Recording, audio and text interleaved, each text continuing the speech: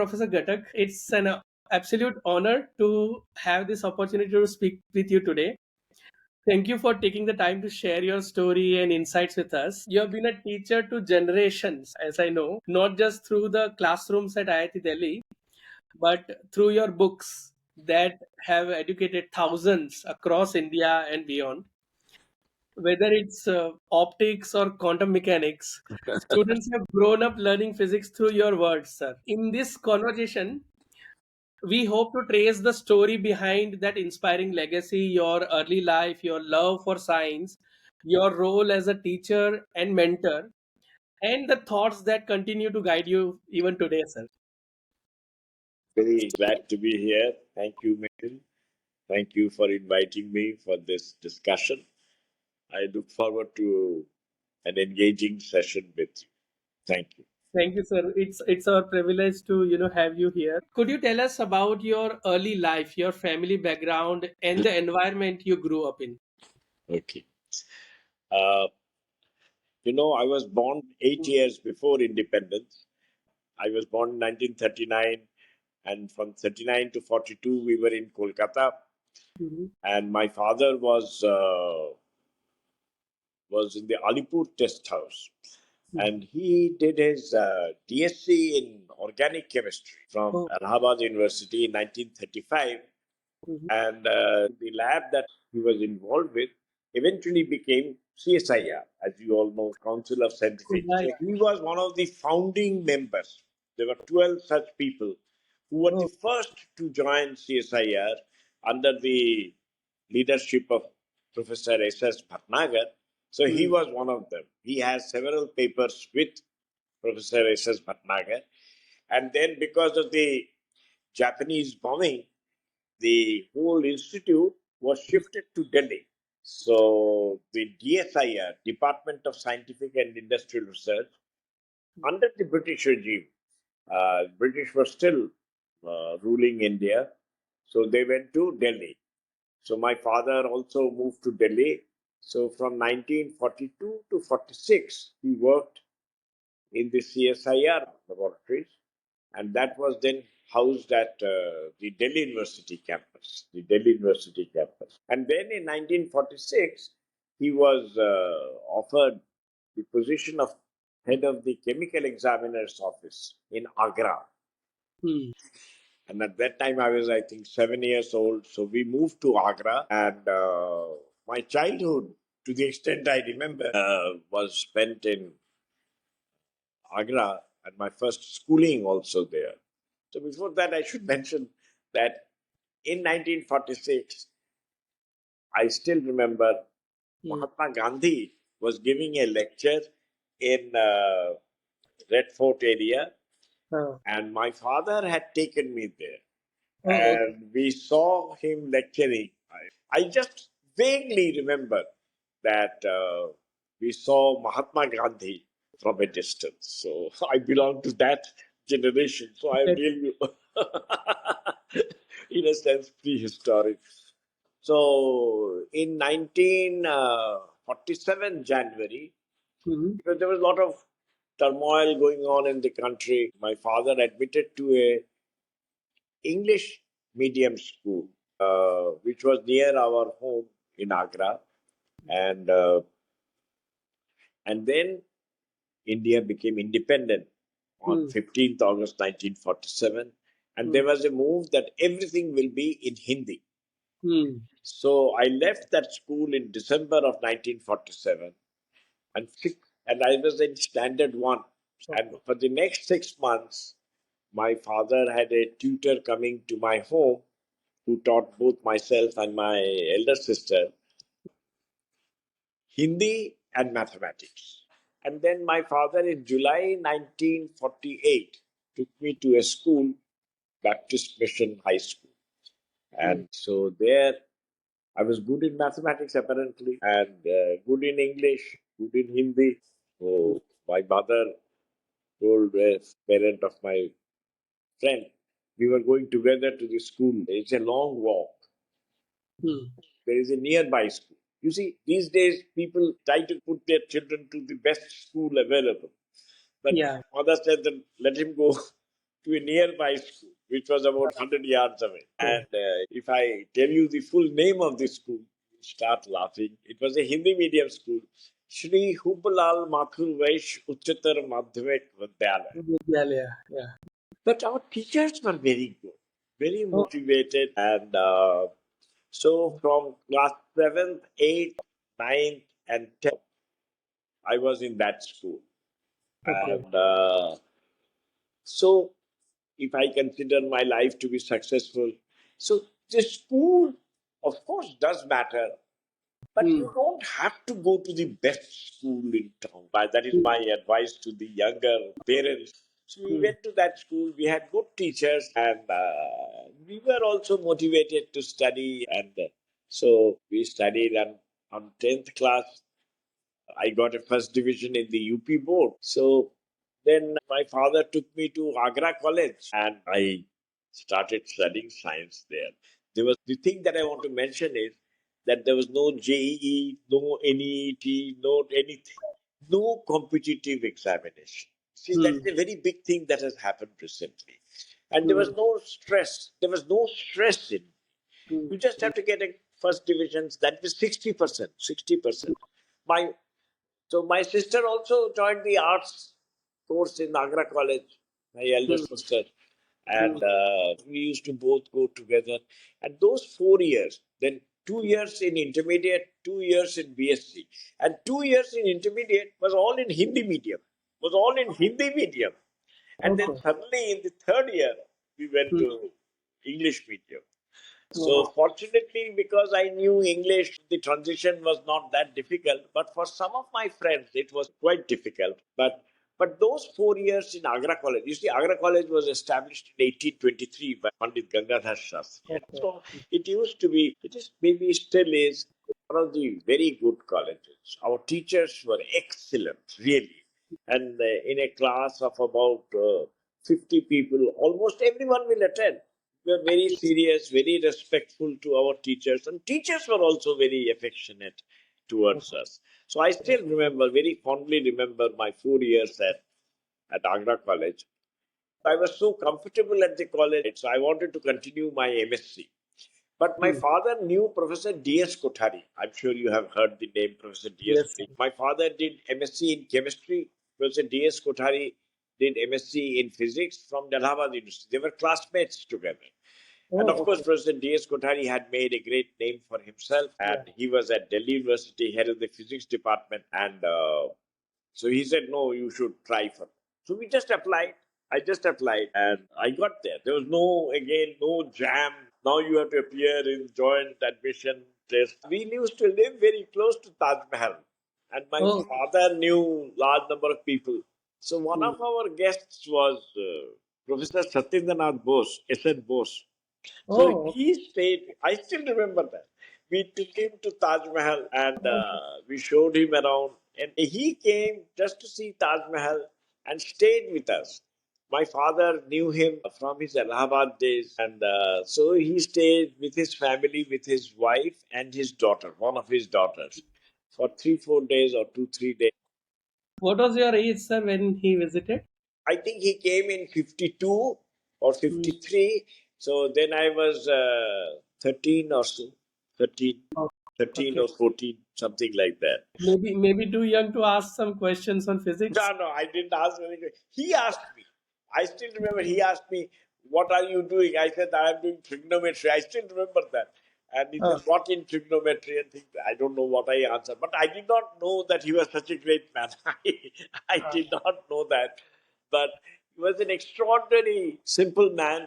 He had an attire of a kurta. In hmm. Bengali we call that Punjabi. A Hmm. small white kurta and a white, not a lungi kind of a thing, but some simple dress like that. And he would Hmm. go like that to everywhere. I still remember that. Then when the first time later when I was in IIT, he Hmm. was visiting Delhi, I came to know, and then I went to him. He was staying in the CSIR guest house, and Hmm. he was associated with CSIR. So I went to him and I asked him that, can you come and meet our student? By that time, I knew that he was a great man, but I didn't take any photographs with him. That is my Oh, regret. So he came and give a lecture at that. We just kept looking at him and things like that. mm, So, so that was around 1953. Before, when I was in school, actually. So then mm, 4 years of Agra College, and then so my father said, "You go to Delhi." So mm, my Mamaji was there, so I stayed with him for 3 years and mm, did my MSc. That was a great experience. We again had outstanding teachers like Professor D.S. Kothari, mm, Professor Asi Majumdar, Professor mm, F.C. Olak. They were great human beings, men of extraordinary simplicity mm, and no greed for money and mm. always, I mean, so simple. I cannot tell you. I cannot tell you. Yeah, Professor yeah. D.S. Kothari never owned a home, never owned a car, and Oh, he became the chairman of the University Grants Commission, but he never owned a car. He mm, would take a minimum salary and things like that. So he was a Gandhian. He was a Gandhian. And mm, in fact, a commemorative stamp was issued in the name of Professor D.S. Kothari. It says something like that, that extraordinary, great educationist, great physicist, but at mm, the same time, simplicity at its height. mm. And you see, Professor D.S. Kothari taught us quantum mechanics, and Professor Okay. R.C. Majumdar also taught us quantum mechanics and nuclear physics. And one of his pet statements was that what is the difference between quantum mechanics and nuclear physics? Nothing. Nuclear Mm, physics is just application of quantum mechanics. And we still remember that. mm, And then, so we had a great time. There were five of us from past course. We came from Agra, and honors course was slightly higher. So we had a difficult time. We had a very mm, difficult time in coping up with advanced topics that were discussed in the honors program. But mm, we managed. I did well. And then everyone, all our seniors were going abroad for doing their mm, PhD. So I mm, joined for 1 year with Professor N.K. Saha in experimental nuclear physics. That was 1959 July that I told him that I'm applying abroad. I will work in your lab and do it. And one experiment we did on mm, thermal neutron scattering, and we got a mm, small paper published also with another student, Mr. Gurbakh Singh, who later moved to University of Maryland. mm, And mm, so that was 1959 to 60. And then mm. I applied for to 11 places, I still remember, and I got selected in five and with assistantship. No, again, no SAT, no nothing. You Mm. see, I feel I would like to make one small comment if other people hear this interview that today we have created these examinations like joint entrance examinations, CUET. It is necessary, I can understand that. But at the same time, look at the stress on the younger generation. And I worry about that. Mm, Now, if at class 9 a person has to go to Kota to mm, learn physics so that mm. he can clear JEE, that is a tragedy. People Yeah. blame coaching institutes. I do not blame coaching institutes. Mm, Coaching institutes have some of the brilliant teachers there. We have now created a system. It is our fault. I take part responsibility because mm. we at IIT created a examination which Yeah. requires preparation. So imagine what will the child do? Will the child go to coaching class or will the child study in school and not get the opportunity to get into Delhi University? So this is a very scary situation that is Yeah. evolving, and people in large numbers going to coaching and missing the 4 years of school life. You know, Yeah. in school you have debates, you have social functions, and do experiments. They are not Yeah. doing. I hear There's that not. they are not doing. This is a very very serious. And there is a solution that I have. Mm, The solution is they. You see, when I was a young student and India had just become independent, the mm, number of aspirants were very small. And so, therefore, getting admission was not that difficult.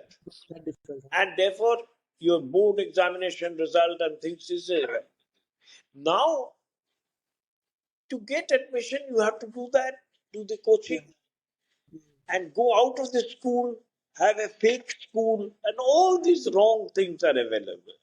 And too much of competition, too much. Yeah. And when I every day in the newspaper there is a suicide in Kota, and that depresses me. That depresses me because they are young, bright minds.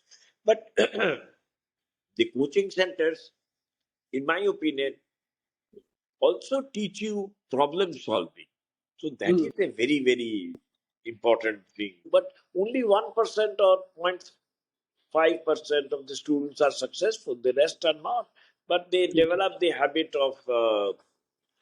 So, in my opinion, my solution is therefore Hmm. to have a large number of Hmm. institutes, bigger universities, so that students do not have to go to the coaching centers.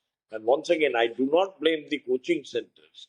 I Hmm. blame that a student is faced with too much of stress at the "Kya, what should I do and how should I prepare myself to do better." Also, sir, I think one thing is to increase the number of institutions, but then there is one more important thing that I feel is that the institutes that are existing other than IIT, other universities, the quality of faculty, the quality of teachers who are teaching is also, sir, over a period of time, in my observation, degrading. So I think that also we have to somehow, work, because the reason why students are choosing IIT over other universities, they can go and do the same thing in their local university or college also, but they are not preferring that because they know that if they go there, they won't get a good job, they won't get a good offer. Because why? People know that someone who is from IIT will definitely is smart enough to, and they get more opportunities. So I think the quality of faculty at all these institutes other than IITs and NIITs and large institutes. This is the debatable point. The reason Hmm. for that is the very bright students who want to do academics are Hmm. now going abroad. Yeah. Okay, number one. And Hmm. very few come back. We came back. A large number of our group people, we studied, Hmm. we did our PhD there, but we knew that we have to come back, although the condition in India was really very bad. Hmm. In the sense, when I came back from Cornell, you will not know, milk Hmm. was not available. Food was not available. We had at that time, you remember, America supplied us low quality wheat, PL 480 wheat, and Yeah. things like. There was almost famine, and Hmm. it is only after the Green Revolution Hmm. that happened with under the leadership of Professor Swaminathan that Hmm. things changed. Now we are a food surplus country, but at one point of time during Lal Bahadur Shastri's time, there was a scarcity of food, scarcity of milk. Milk was not available, and so we had very hard times. And but uh, but we came back. Came Not back. that we came back. Many of my friends who are in my age group, they came back, and but getting a job was not that difficult. But you are absolutely right that you see when we saw teachers like Professor D.S. Kothari and Professor R.C. Majumdar and many others, we wanted to become like him. Hmm. So our ambition was to become a professor like Professor D.S. Kothari or Professor R.C. Majumdar or something like that. So Hmm. we have to ask ourselves, are we projecting ourselves as that role model so that people get inspired and Hmm. the younger generation want to become like that? Money has become very important. And after doing IIT, people are selling cold drinks and soft drinks and all kinds of things against their conscience. They sell things which are bad for the younger generation. I very Yeah. strongly feel that. So is it against their conscience? So, but they prefer to do that. Even if you join banks, and most of the time you have to sell, you have to give force loans. Today I Yeah. receive so many telephone calls. Yeah. What is this? And therefore they want you to take loan. And if the entire middle class in America, for example, the entire middle class is under debt. And very soon, India will also become like that. That is Yeah. very scary. You Now take a people are loan going. to make a new house or something like that, that is all right. But you Hmm. take a loan to go for a vacation. For everything. Yeah. That's. People are. I mean, new generation is using credit cards. They're a credit card generation as opposed to, they don't believe in saving. Yeah. And in a small print, it will be written that you pay only this amount, and the remaining amount they will charge 35% interest and Yeah. things like Yeah. that. And most Minimum people, amount is the total amount, and in my opinion, this is one of the severe problems in America, and it is mm, slowly coming to it's to India. our country also. So this is high, and the young bright people in that sense are involved in this. That how to force people to take loan and then Yeah. default. So that is another story. That is another story. Sir, so before we move to your college time, I just want to go back to your school time. Did you develop some sort of interest with physics or science, or at that time you were not much clear like what you want to pursue, or you already had some sort of early inspirations to pursue physics? I still remember in my school when I studied in this school in Agra, Hublal Mathurvesh Hmm. Uchchatar Madhyamik Vidyalaya. We had a very good physics teacher, I remember, Mr. Oh, J.P. Gupta, and hmm. whom I had kept contact even after coming to Delhi. He was a very dedicated teacher, and he will teach us, show us very good experiments in Hmm. physics. So we got interested in physics, Hmm. but it was nothing that I will become a physicist. So that Okay. is not there. So we will go to college, Hmm. and our BSc in intermediate, all the five subjects will be there: physics, chemistry, mathematics, English, Hindi. These five Oh, subjects. So for 2 years, and hmm. then after that, I had decided that I will do science. So Hmm. in BSc, that is after class 12, so Hmm. BSc pass. We didn't have pass or honors, just pass. Hmm. So we will do physics, chemistry, and mathematics. Actually, I liked mathematics more. Okay. So I wanted to do MSc in mathematics. So my father said that getting a job in physics will be much easier. And I said that I do not want to do chemistry. So I can choose between physics and math. Things were Physics. very flexible. Things were very relaxed. No one was under tension. That's Hmm. the main thing. The kind of stress students have today was not there at that Yes, time. sir. So I enjoyed physics. I did well in my examination, and I enjoyed reading physics. My father said that Hmm. physics karo. So I said, "Well, all right, I will do physics." In Delhi University, they already had a physics honors program, but we Hmm. did not have an honors program. So it was Hmm. only when I completed my BSc did Hmm. I decide that I will pursue physics and went to Delhi You did University. MSc from Delhi University in physics. That Yes. was the. I still remember in 1960 February, Niels Bohr had come for a lecture. Oh, okay. Okay.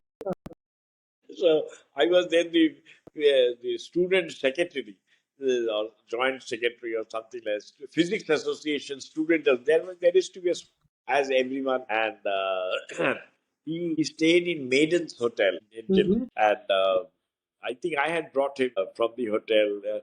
So just looking at him, we had studied Bohr's model Yeah. in our BSc and MSc. And so just looking at him, he gave a 1 hour lecture in a big auditorium. And our vice chancellor was also there. Vicky Anvinao was the vice chancellor, Professor D.S. Kothari, Professor R.C. Majumdar. All was packed. We just looked at him. I mean, Mm. I don't remember what he said or what he did not say. So we had great people like him Yeah. visiting us. I think it was in a later year that Delhi University also had Abdus Salam gave a lecture, things like that. So Delhi University had a great tradition because of Professor D.S. Kothari, who everyone knew, and at the international level. Yeah. Such talks kind of inspire a lot, and I think this is passing from one generation to another generation. I still remember your talk in 2004 National Science Day and how electrifying it was for me. So I can understand like having Niels Bohr at your institute and Uh, meeting him and attending his talk would have been interesting. Yeah. So sir, while you were in your MSc, did you narrow down on something like, okay, this is what is my interest? Because later we can see you written books in optics. I Yes, mean, yes. we are No, our guru for optics. I've been a very flexible person, so I will tell you how things evolved. So I wanted to do nuclear physics and I enjoyed doing that. And Mm, so 1959 May, I graduated my MSc. And then for 1 year, I worked in Professor N.K. Saha's lab in experimental nuclear physics. I enjoyed that experiment. There mm, was another classmate of mine who was working with Professor Saha, Gurbakh Singh, and we worked together and we wrote a very small paper that came out and it was very nice and I kept applying. So when I applied, I wanted to do experimental nuclear physics. And then in 1960, I had also got admission in several other universities, but the two top universities that I got in was Cornell University and University of Chicago, where Enrico Fermi was there. uh, So I remember I went to Professor D.S. Kothari. I said that I have got admission. I am unable to decide which one to take. And you say there was an option that you say yes to any one of the university by April 15th, you can change your decision, and that is all right. So I told okay. him that. So then he says that have you accepted anywhere? Mm, I said yes, I have already said yes to Cornell. He said that is a very good university. Once you have accepted, you go there and mm, don't worry about any other university. But mm, because I was in experimental nuclear physics, I thought that I will get to work with Fermi's lab. You know, Fermi's mm, lab was very well known. Fermi was the person who made the first nuclear reactor, and yeah. Enrico Fermi was there, and so I was attracted towards him. So, but Mm, I landed up in Cornell, and then what happened was, in the mm, first year, you have a general advisor. So mm, I still remember Professor Philip Morrison. Bethe and Morrison had written a book, and uh, Morrison was one of the advisors. And mm, I met him, and I was what in 1960 September. I was mm, about 21 years old, and I met him, and I said that. He said that what do you want to work on? I said experimental nuclear physics. That is mm, private. He said he said, told me, you see, that is the one to one interaction that I had the privilege of having. And mm, he said that India is going in a big way in reactor. mm, Homi Bhabha had mm, started the reactor physics in Bombay. At that mm, time, it was Bombay. And so I have been to India and they have big plans in reactor development. And mm, so, why don't you work in neutron physics? And we are mm, also having, Cornell also had a building up a reactor at that mm, time, and you worked. I said, all right. mm, So I changed my, see, and then, so I said that, all right, they are looking for young students, so you work there. So for first 7, 8 months, 2 semesters, I did my coursework. Then mm, I went there and one new professor was joining, Professor Mark Nelkin, who was a mm. student of Hans Bethe, but he Oh, was an expert on neutron transport theory, and mm, uh, and the director of the lab said that he is joining us in October, September, and you work there. So mm, he even suggested. You see, I have found in America one mm, great thing, at least at mm. that time. My seniors were very, very helpful. The Oh, director of the lab told me that mm, you work with the new professor who will be joining in July or September. September, the new session starts. But mm, why don't you spend the summer there in mm, California, in San mm, Diego? He was at that time working in General Atomics. Mark Nelkin was working at General Atomics. You go there and work, and we will pay you just the bus fare. mm, Greyhound bus fare. That mm. was $150 round trip. I remember we will pay. So they went out of their way to Support. support and encourage people and real well-wisher kind of. So I Mm, said, all right. So I had finished my coursework. Before that, I must tell you something. mm. Professor Hans Bethe gave a course on basic quantum mechanics. So Okay. I had this wonderful training from Mm, from Delhi University. mm, Professor D.S. Kothari was an outstanding teacher in quantum mechanics. So I mm, was always interested in reading. And then Professor Majumdar also taught applications of quantum mechanics in nuclear Hmm. physics. Both Hmm. were outstanding teachers. So I was all. So then we heard. Then I took a course on basic quantum mechanics from Hmm. Hans Bethe.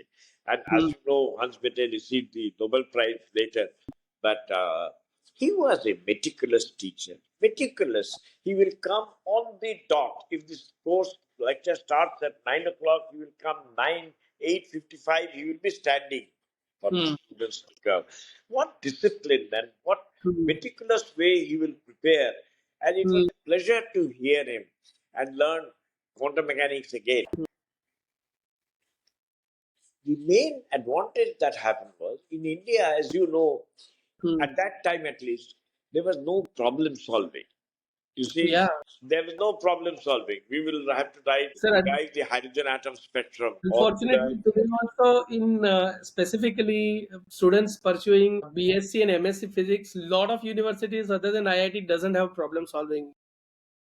so then we will have questions like write an essay on uncertainty principle and things like that. Hmm. Derive the Stark effect in hydrogen and things like Yeah. that. Derive the whatever it is. So we didn't have the habit of problem. In Cornell, with each course, I had taken a course on classical mechanics also. Hmm. And so we had a large number of problems to work out. So Hmm. that was, and we would sit together with friends, American friends, Hmm. and work out problems. That was a great training that I had. So Professor Hans Bethe gave two lectures, two courses, one on basic quantum mechanics and the other on intermediate quantum mechanics. So Hmm. that really helped me a lot, and I really enjoyed that course. But my research was on neutron transport theory. And so, but I enjoyed learning again quantum mechanics, and I prepared detailed notes of whatever I was taught. What was your experience like working with your advisor, Professor Mark Nestin? It was too good. He was so helpful. I cannot tell you, Mehul. I will give you one example Hmm. that I finished my PhD by 1963 June. I Hmm. had finished my PhD Hmm. and I was homesick. At that time, we didn't have much money and I wanted to come back home. Hmm. And he said that Ajoy cannot go. We have given you a training to think independently. I still remember his word. Now, you have to have a 1 year experience or 1.5, 2 years experience as a postdoctoral fellow. So, Okay. believe me, Mehul, I Hmm. didn't have to do anything. He said that these were his words. I will write to his very senior scientist, Noel Corngold. I'll write Hmm. a letter, and if they don't offer you, then you stay with me as a postdoctoral fellow. I have a project, and you stay with me, and we will work together. And otherwise, you go there. A change of place is always. Hmm. So then, what happened was, so I didn't have to apply anywhere. No Okay. visa problem, no nothing. At that time, getting a green card or a citizenship was no problem, no problem. And Hmm. this was in 63. Hmm. So he wrote there, he must have written very nice things about me. And I Hmm. immediately got an offer of research associateship at Brookhaven National Laboratory. Yeah. And at a salary of $700 per month. That was a huge jump, huge jump. I was getting about $200 as a Cornell fellow. Hmm. I joined as a research assistant. I still remember my salary was $150 per month, and then Hmm. we used to help people in carrying out research work. And because my grades were good, so I became a Cornell fellow, which Hmm. gave me $250 a month. And then suddenly I get this $700 per month. So that was a huge salary, a Hmm. huge salary. Hmm. And that 1 year, or actually 1.5 years in Brookhaven National Laboratory, was a great Hmm. experience because I didn't have the pressure of finishing up my PhD, no examination, no nothing. And my work went off extremely well in neutron transform theory, extremely Okay. well. Then 1 year was over and my work had not completely finished. So I said that, all right, I will stay for 6 more months or four Hmm. more months. My director of the lab, Hmm. not the top man, the director of our small lab, Hmm. came to my room. This I will never forget. And this I tell all vice chancellors who I meet, that Okay. he came to my room and he Hmm. said, Ajoy, why are you going back? mm, Now, today, a young assistant professor wants mm, to leave, say, University of Baroda or even IIT Delhi.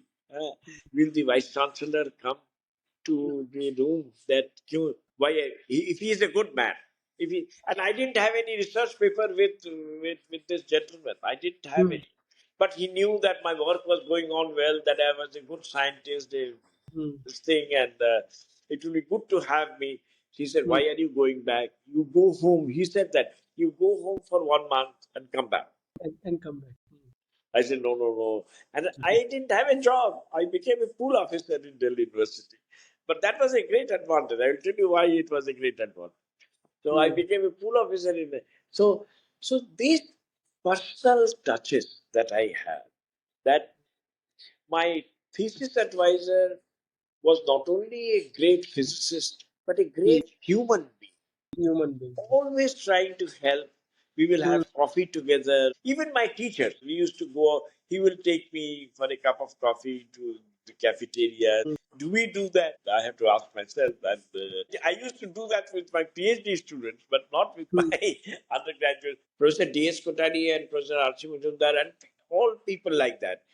They were mm, very good people, but there was a distance. There was mm, a small distance between them. We could mm. not talk to them on any issue. We could Yeah, not tell them our problems or difficulties. We will always hesitate. They were very nice people, but we will be always hesitant. There is this hierarchy that is even there today. today also, sir. Yeah. Today also, Mm, right from when I go to the municipal corporation office to even a professor's room in a university, they mm, can make you wait outside in the hall. And not because I'm a professor, but that normal courtesy. mm, I take this opportunity to mention that one of the biggest problems in our country is the mm. arrogance of people in power. Yeah, That, absolutely. unfortunately, we have not been able to remove. And those who have power, those who have, and this is true even with medical doctors, with professors, university professors, IIT professors, and that is the only minus point. And this arrogance leads to corruption because you cannot access the person. Today, there Correct. are two problems in our country at all Mm, levels: arrogance and corruption. and If we corruption. can get rid of these two, we will be not number one, now, I mean, beyond number one in the whole. And I feel Mm. that way very, very strong. So, You're true. so I worked in neutron transport theory. So Mm, when I came back as a pool officer, I want to mention that. When I mm. came back as a pool officer, Professor L.S. Kothari, who was Professor D.S. Kothari's son, by that Okay. time, Professor D.S. Kothari was the chairman University Grants Commission. Oh. So Professor L.S. Kothari was professor of physics, and he was working in the same area. And Mm, so we overlapped, and he was also a great man, very helpful, very polite. And he said, Ajoy, there were two students, Professor I.C. Goel, and both became professors in their later life. He said mm, that you take over their research. I was so happy to work with Professor Kothari and Professor I.C. Goel and Firoz mm, Ahmed. So my work continued in neutrons. So because I was working with Professor L.S. Kothari, so mm, I would often go to his home, mm, and Professor D.S. Kothari will be there. mm, And Professor D.S. Kothari, I cannot explain that to you in words, the type of person he was. He will just sit and we will just listen. mm, He was that great personality. You see a person like Swami Vivekananda. I'm not saying mm, Professor D.S. Kothari was Swami Vivekananda, but he was that kind of an image. So you hear him, and he will keep on talking about physics, about general life, and things like that. What is right and wrong. Yeah, two, three things I still remember. That he will mm, say, if you want to learn a subject, you must mm. start teaching. He said. Ah, Uh, yeah, yeah. so if you want to learn a subject, you start teaching.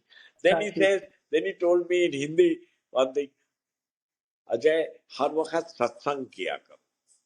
That Mm-hmm. you mix with good people with good values. Avoid people whom you feel that they are. doing wrong things or something like that. Yeah. So Yeah. you see, these Mm, kinds of profound words of wisdom we got mm, to hear. He will tell physics also. Our difficulties, we will have this thing. So you will tell him some, he will say that, ha ha, you do this, you do this. So that experience I can never mm, forget. So we will sit down, and the relationship grew so well that mm, in his son's wedding, mm. he invited me as a Bharati. Oh, okay. So he took me, Professor D.S. Kothari, not L.S. Kothari, of course. So he took me to Nagpur. We went by Okay. train. He reserved a full bogie, and there were Mm, about 30 of us. I was one of them, with family and with some friends. mm, I, I just could. I was very young. I was a young, very young assistant professor. Professor L.S. Kothari was also there. He was more of a friend, but mm. we traveled in a train from Delhi. Today, even the Okay. younger generation cannot think of going by train. They will fly down to this thing. Yeah. Nagpur was a 1.5 day journey. We went there. We stayed in a place for 2, 3 nights and attended the wedding. And you meet with good people, your Mm, values change, your thinking yeah. changes. Although my work was going on very well at Delhi University, I didn't get a job. Oh, But that okay. didn't worry me. That didn't worry Mm, me. So yes. in 1966, I got a job in IIT where I there did were that. very good professors. I had the opportunity to Mm, work and interact with Professor M.S. Sudha. And he also had American training. He was a friend. Although he was mm, not senior, he was a professor, but he was a mm. friend, well wisher, and everything.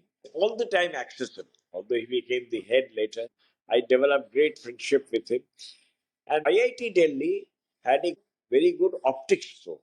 And that was Oh, suggested by Professor D.S. Kothari. Professor okay. D.S. Kothari said that since this is an institute of technology, lens grinding, optical design, and things like that. So he had the visions. He said that IIT Delhi, because it's a technological institute, should go Mm, for that. So then two very nice things happened. So mm. after 2 years of this thing, Professor Sodha was visiting Drexel University in USA, and he wrote to me Mm. there was no WhatsApp call or something like that. He wrote to me that Ajoy, fiber optics is coming up in a very big way. You Mm, start working on fiber optic, and mm, I have some problems in my mind. Would you like to mm. do that? Then I wrote him that my work on neutron transport theory is going on well, and by that time IC Goel had joined, so we formed a small group. He Yeah. said that you continue with that work. It is after all theory. Some of the things that you do there can apply here. He was a Mm, very helpful visionary. He said you join. mm, So I said, all right. I could not say no to him. You see, although we were almost like senior, mm, friends. But mm, if Professor Soda or Professor L.S. Kothari or Professor D.S. Kothari says something, we never yeah. could say no. You see, we belong to that generation. That My father generation. would say something, and I cannot say no to him. Mm, Now, of course, things are different. But during our times, to any elder, even my chacha, uncle, I cannot say no to him. If he says something, he has to. So yeah. Professor Soda has asked me to do that. He was born in 30, so 7, 8 years older than me. So Mm, I say I cannot say no to him. mm. And then he said that you work in fiber optics, you start your work.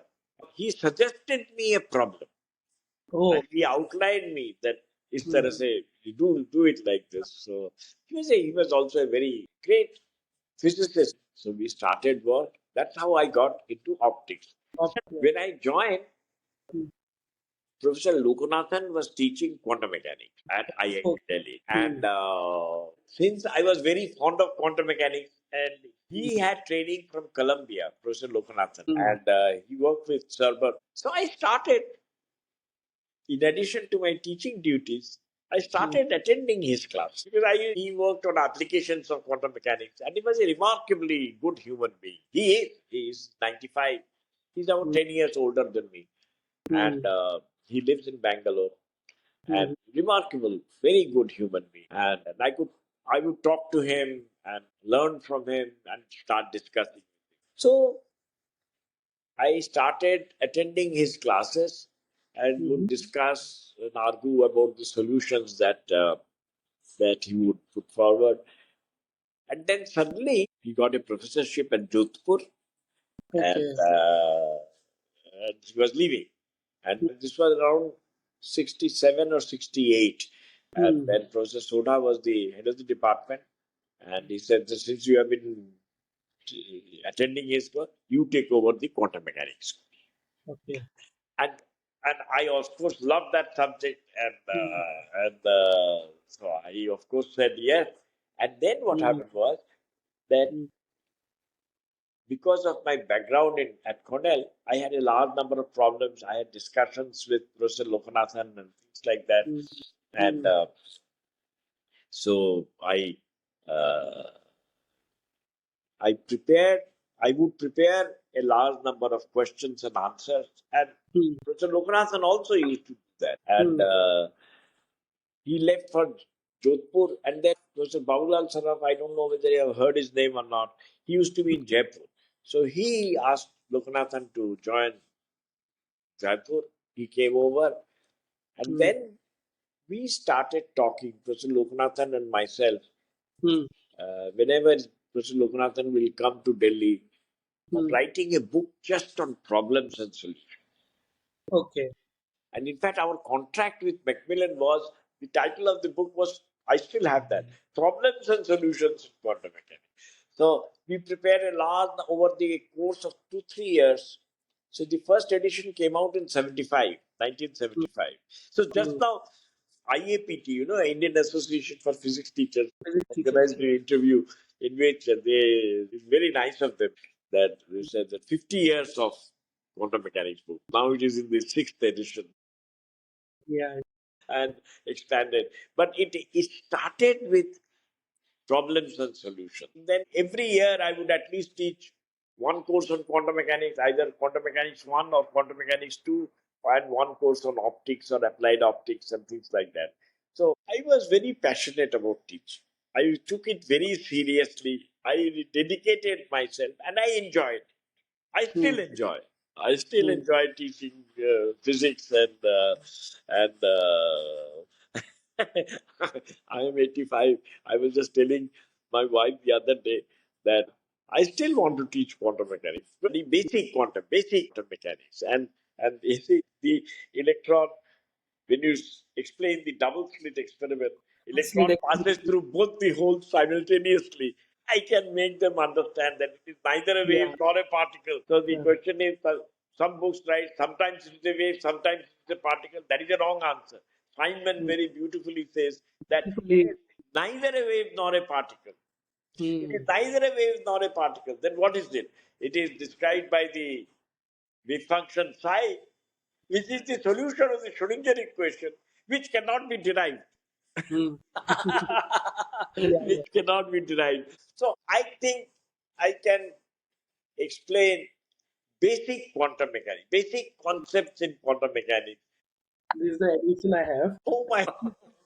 Fifth. It's a fifth edition. I This remember is the when I was double in slit interference pattern. masters. This is the Yeah. double slit interference pattern. This is Yeah. Yeah. sort It of had some article from Weissbrook. earlier. Right. So that's already there. So eventually it expanded, and Professor Lokanathan, I mean, he had become aged also, then he lost his wife. So I think the most later editions I tried to do it, and of course consult him and things like that. So, but I enjoyed teaching and I enjoyed writing that book, Hmm. revising that book. Even I have now still some. You see, when you teach very well Hmm. and teach with dedication, Yeah. then, and this is with anything, then you will get new, even if you are a good singer and if you sing with passion, then new tunes will come up, new ways of it, making things understand. And Sometimes my own experience, sir, is that sometimes things which are not clear even prior to the lecture, during the lecture while you're teaching, things become clear. Oh, this is what things come to this mind, is right? what, that is true. That is what Professor D.S. Kothari mentioned. That if you want to learn a subject in depth, you have to teach it. And this happened with my optics. That is how I got very deeply involved. And I have now a very simple derivation of E is equal to mc square. I collaborated with a Okay. professor in America, and you have a pi meson at rest inside a train. I am Okay. inside the train, and Hmm. that disintegrates to two photons. Hmm. And since the pi meson is at rest, the two photons must have equal and opposite momentum, and so Open therefore moment. equal and equal frequencies. So h nu naught and h nu naught. So Hmm. therefore matter transforming to energy. So the energy of the pi meson is Hmm. 2 h nu naught. 2 Hmm. h nu naught. Yeah. In your frame of reference, let us suppose the train is moving, the source, the pi meson itself is moving with a velocity, say Hmm. 10 kilometers per second, or something like that. So you put two observers, one here and one there, and Hmm. then one observes higher frequency, Hmm. Doppler shifted, the other Okay. observes smaller frequency. And Hmm. if you add them together, Okay. h nu 1 plus h nu 2, very Hmm. simple algebra, Hmm. Hmm. Hmm. you will get the total energy slightly more. Gamma Oh. times 2h nu naught. Gamma Hmm. times 2h nu naught. And gamma Hmm. is the Lorentz factor, which is always greater than Yeah. 1. So I Yeah. will measure certain energy, you will measure a slightly higher energy. And that Hmm. is because the difference will be the kinetic energy, Hmm. relativistic kinetic energy. And then Yeah. you make a Taylor series expansion. Hmm. And for non relativistic limit, Hmm. you evaluate that, equate it to half mu square, half m0 u square, Hmm. and you will get the equation. I will send you the derivation. You will get the equation E is equal to mc square. This is a Oh. beautiful derivation. I'm very Yeah. excited about it, and I am trying to project that this derivation should be in all schools, not Oh, just in India, yeah. but Yeah. globally. So I'm very excited about it. So my lectures are now, I've come down to school level. It's very important, sir, because while problem solving is one very important skill set students should acquire, having that deeper insight, what they Ah. are solving, really what that mathematics means, right? That's very important. So what I would like to add is that in IIT, Hmm. we were all very fortunate to get Hmm. very good quality students. That, Hmm. you see, at MSc or undergraduate level, if you are Hmm. teaching optics or if you are teaching quantum mechanics or any other subject, you Hmm. have to be very clear about The your concepts and own concepts because the hmm. students will catch you. Students Yeah. will catch. So therefore, you have to prepare very well so that you Hmm. don't get into an embarrassing situation. And my Hmm. PhD students, I was really very fortunate to get outstanding PhD students who did PhD with me and my friend. We had formed a small group. So that way, I was very fortunate, and that's how the work got recognized. The work became good, and they also enjoyed, I also enjoyed, and I had a very friendly association with it. So when did you started thinking about writing books on optics as well, right? Quantum mechanics now I know. Same thing. That when I Okay. started teaching optics, when 3 years later, the first edition came out in 1977. So I hope Hmm. I live for 2 more years to see the 50 years, 50 years of optics. So, Yeah. so at that time, lasers came in, and you can do very nice experiments, diffraction, interference experiments on these things. And then Feynman lectures came up. And you see, Feynman lectures came up, and the double slit experiment that he says, that's what Feynman mentions, that Hmm. all concepts in quantum mechanics can be understood if you understand the double slit experiment. So Yeah. it's also optics. So these things I introduced, I would teach, and then I thought that I must write them up. And so and the lasers, experiments with lasers and things like that. So I would like to mention one more thing. Hmm. I left Cornell in 1963 June, Hmm. and I was at Brookhaven for 1.5 years. Hmm. In 1964, Richard Feynman gave 6 messenger lectures at Yeah. Cornell University. Beautiful, and they were, of course, partly based on the book. And by their time, books had come out. So my greatest regret was, this is what I tell the younger generation. My greatest regret mm, was that I could not hear the Feynman. fine. I could Itself. not hear Feynman. Being a student at Cornell, I could not hear Feynman. Now we are so fortunate that we have YouTube and we can hear the Feynman. I must have heard the first and the sixth lecture. The first lecture on gravitation and the sixth lecture Yeah. on probability and uncertainty about n number of times. And Mm, each time, the way he says, you see, the greatest thing about Feynman and his books are that mm, there is not a single error that you can. That's a very big thing. And I also, in my own little way, I have tried my best that not to make one single erroneous statement in the mm, book, not wrong statement. In others, if you are not understanding it, even I do not understand some parts of quantum mechanics and some parts of mm. optics. So I rather avoid that, but rather than to make a wrong statement, I still feel one-to-one interaction and things like that. And reading from a good book is always a pleasure. But Yeah. people say that you can read equally well from your mobile phone or something like that. I just cannot imagine how I can read from a mobile phone and things like that. How did your early experience as a teacher influence your writing style or the kind of books you wanted to create? So how did that like writing style got affected? You see, I have taught quantum mechanics and optics many times. So Hmm, each time a new way of introducing this subject will come up, new way of understanding wave particle duality, quantum mechanics experiments, and things like that. That is how, and sometimes I will get some other book and find a very beautiful problem there, and I would like to teach that in my own way. The hmm, applications in spectroscopy, application in nuclear physics, and things like that. So then you feel like that maybe I should have done it this way. I have a simple way of, for example, apart from understanding the tools of two-fold indifference experiment, also getting to Fourier transform theory. You see, in quantum hmm. mechanics, you have to use the Fourier transform theory. So I use that to first derive the Dirac delta function and Yeah, like the Dirac this delta function starts with and direct delta you function get and a style. Yes, then you have the integral representation of the Dirac delta function, and from then that you derive the Fourier transform. It comes out good. In fact, I gave that NPTEL recorded lecture, and some foreigners wrote that that's one of the most beautiful derivation that he had. That is my own. These are not own. There is no discovery there. There is no discovery there. But it's a new way of yeah, getting to Fourier transform.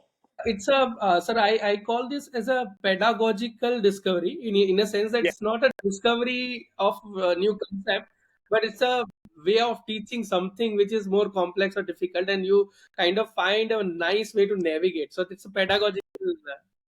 That is true even for the new derivation that we have for E is equal to MC square. I would Yes. Yeah. say, as you very correctly say, that it is a pedagogical contribution, and therefore the Yeah. most appropriate journal was American Journal. But it gave me. But now I personally, I have tried it out with some of the people at class 12 level, and they have understood it. They have understood the derivation of E is equal to mc square, that energy can be transformed to mass and Mm, mass can be transformed. And that very famous sentence of Einstein that he wrote to his friend Conrad Habit, that light carries mass with it. That is what he said in 1905. That when mm, he derived the equation, published the paper, he said that light carries mass with it.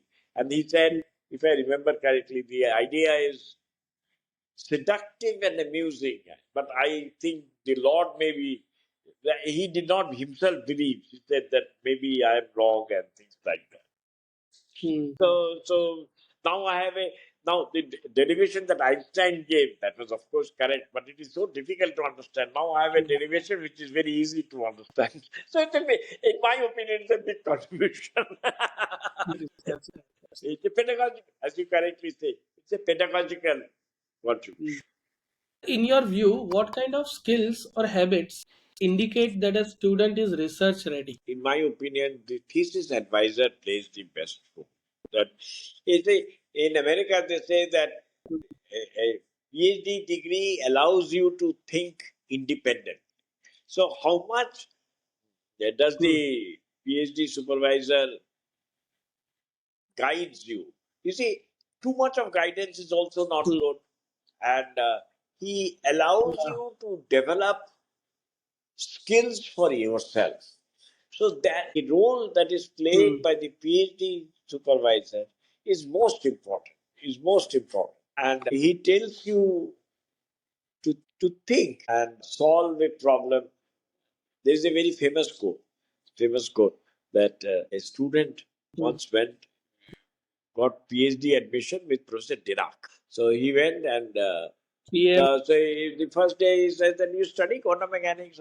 It's the early part of quantum mechanics. And then in 6 months, he says that suggest me a problem. He says, if I know of mm. a problem, I'll solve it myself. If I have a problem, I'll solve it myself. But you find a problem and you find the solution.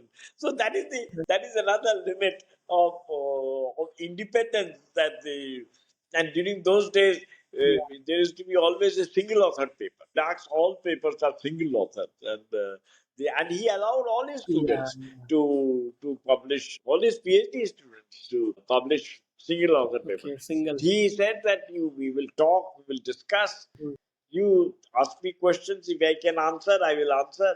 But you have to think. So this is another limit. But we usually don't do that. We give a broad problem and then allow students to think and come up with that. So, so a major portion of the doctoral program is for a person to think or experiment independently, and that is mm. the thing. And if you say that these are the calculations that you have to do, and then he does that, and you produce a paper, and that is the thesis, that is unfortunately what is happening in some cases. But that is not the purpose of PhD. Mm. PhD is to independently think. Yeah. Sir, I have some short Q&A questions. Okay, Pallavi. Quite interesting. You can, whatever comes to your mind first, you can think and answer. So, Don't ask let's say difficult if questions. time travel were possible.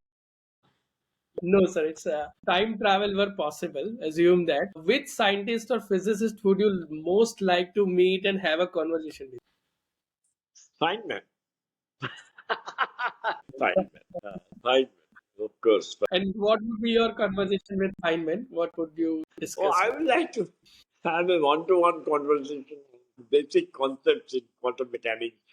How does electron, which has a definite mass and a definite charge, pass through both holes simultaneously? That is the question that I will ask him, and that I ask everyone else also. How do you visualize? He himself said that the electron passes through both the holes simultaneously. But if you make a measurement, then it will either be this hole or that hole. So it will collapse. I have been teaching this. Do I understand it fully? I do not. Hmm. And that's what the famous statement of Feynman is, that no one understands quantum mechanics. You see, another problem that comes in is Max Planck had introduced the quantum of energy. You see, the walls of the cavity have discrete energy. That was Hmm. 1899 or Hmm. 1900. Then Einstein introduced in Yeah. 1905 that light quantum, that light travels in Yeah. packets Yeah. of energy. Hmm. Then Niels Bohr in 1913 Hmm. put forward his famous theory of the hydrogen atom, and he says that when when a when the hydrogen atom goes from the 2p state to the 1s state, it makes a transition. Hmm. It creates a light quantum. But he does not believe. He said that in 1913 he did not believe in the light quantum. So what Hmm. emits between the 2p and the 1s state is a packet of energy, but he still does not believe in Hmm. light. So if I meet Niels Bohr, Hmm. so this is the question that I would like to ask. Were there any books that sparked your early interest in physics? Any books that you read and you found very fascinating? Oh, Professor D.S. Kothari taught us from Dirac's book. That was a Okay. very beautiful book. Dirac's book on quantum mechanics. That was, and the good news was that D.S. Kothari followed almost verbatim from that book. That was Hmm. one of the most fascinating books that I have ever come across. The Hmm. book that we used for electromagnetic theory, I still remember, was Hmm. Stratton. That we found very, very difficult, very difficult. And we would spend hours to understand. Professor Surya Prakash used to teach us. And then classical mechanics, he followed, Professor Olak followed Goldstein's book. But the book that we loved most was Dirac's. So Mm. because of two things. First of all, it is a classic book of quantum mechanics. Secondly, Professor D.S. Kothari followed that book almost line by line. What qualities do you believe are essential in a good researcher? You have to just keep thinking, keep focusing on the ideas, and expecting no returns. Just painstakingly working on the problem, and sometimes we reach a dead end, and read related papers, see how others have Mm. approached the solution, and not just give up. And talk to your friends, your teachers, and discuss. That is the best way to Mm. get to new ideas. Like, as you said, in pedagogy, how do you generate new ways of teaching a subject? By Yeah. teaching students and things like that. So talk, discuss, and by discussing, sometimes new ideas will come. When you are not thinking about physics, how would you how to unwind or relax? Like, what are your ways of relaxing? There are quite a few things. In the good old days, we would watch movies. You know, my Mm. wife and I, sometimes with children, we would go to the cinema hall, and that used to be a very good way. I mean, I still remember there were some movies. I rather not name them. I've seen two, three times or something like that. But now with television and this thing, going to a movie theater has become very rare, and we have become much older.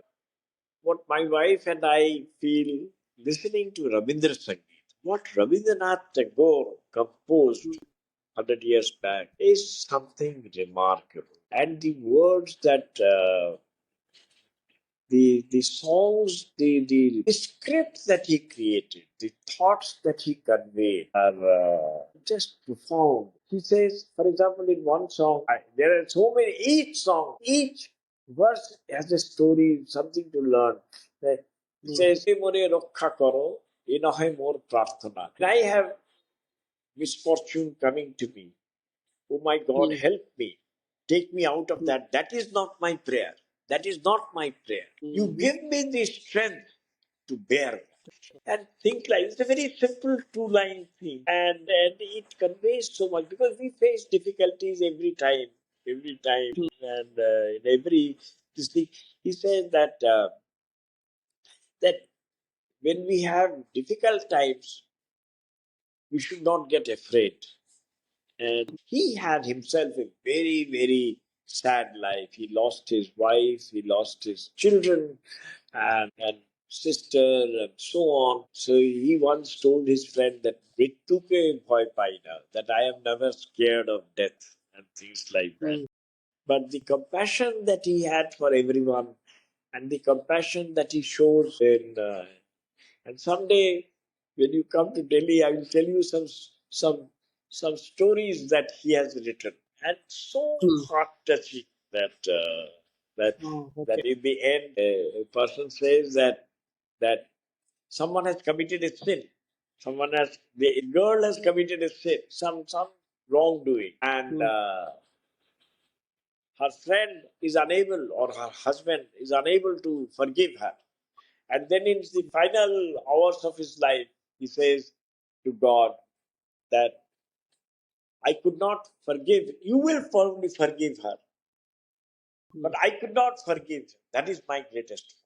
He admits that I could not forgive. So forgiveness is a things like that, things, concepts like that. Mm. Each story has a Mm. tremendous. So and Message. fortunately now with television, you have programs on Rabindra Sangeet, and you have YouTube also.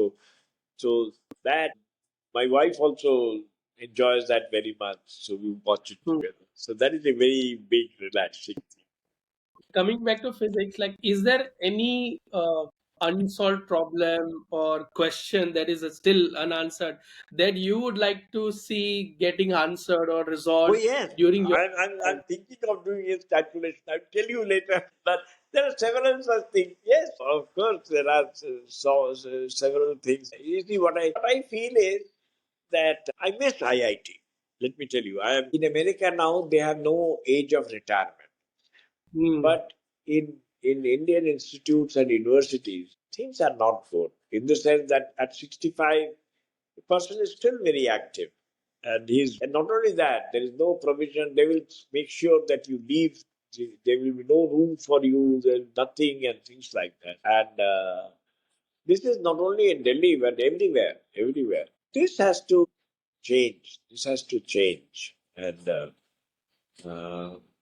so I wish I had young students to interact, share my Yeah. ideas, and whatever possible. But that provision, the Indian Hmm. institutions do not have. We are little closed-minded in that. We are Hmm. closed-minded in that. When I tried my best to have some visitors coming and spending 2 3 months there or something like that, so Hmm. that was resisted on.